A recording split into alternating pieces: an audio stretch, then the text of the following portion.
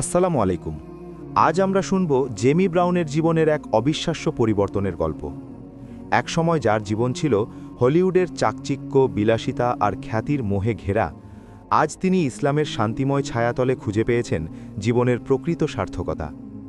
চলুন জানা যাক গ্ল্যামার জগৎ ছেড়ে জেমি ব্রাউনের একনিষ্ঠ মুসলিমা হয়ে ওঠার সেই রোমাঞ্চকর কাহিনী। জেমির বেড়ে ওঠা ছিল একজন আমেরিকান ক্যাথলিক খ্রিস্টান হিসেবে। ছোটবেলা থেকেই গির্জার গদবাঁধা নিয়ম আর প্রশ্ন করার সুযোগ না থাকা তাকে সবসময় অতৃপ্ত করে রাখত। ক্যারিয়ার গড়তে তিনি পাড়ি জমান লস অ্যাঞ্জেলেসে।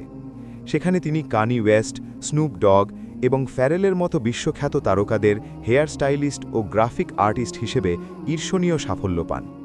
অঢেল টাকা আর খ্যাতি সবই ছিল তার হাতের মুঠোয়। কিন্তু এই জাঁকজমকের পেছনে লুকিয়ে থাকা এক অন্ধকার বাস্তবতা জেমি খুব কাছ থেকে দেখেন।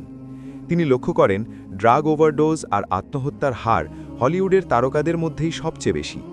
তিনি বুঝতে পারেন এই জগৎটা আসলে একটি নকল জগৎ, যেখানে সবকিছু ভাড়ায় পাওয়া যায়, কিন্তু সত্যিকারের শান্তি বা মানসিক তৃপ্তি কেনা যায় না।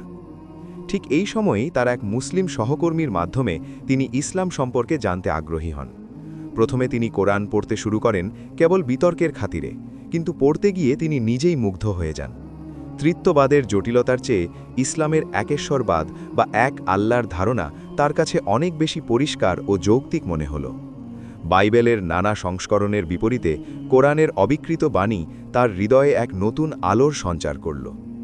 সত্যকে উপলব্ধি করার পর জেমি সিদ্ধান্ত নিলেন হলিউডের সেই বিলাসী জীবন চিরতরে ত্যাগ করার। তিনি তার মূল্যবান সব জিনিসপত্র বিলিয়ে দিয়ে একাই মরক্কোর উদ্দেশ্যে যাত্রা করেন। 2010 সালের 15ই ডিসেম্বর কাসাব্লাঙ্কার বিশাল হাসান মসজিদে সমবেত হাজারো মানুষের সামনে তিনি শাহাদা পাঠ করেন। শাহাদা পাঠের সেই মুহূর্তটি ছিল তার জীবনের শ্রেষ্ঠ এবং সবচেয়ে আবেগঘন মুহূর্ত।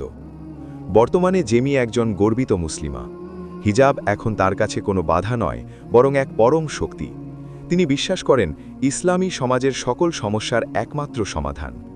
জেমির এই সাহসী যাত্রা আমাদের মনে করিয়ে দেয় যে সত্যের অনুসন্ধানে থাকলে আল্লাহ ঠিকই আলোর পথ দেখান।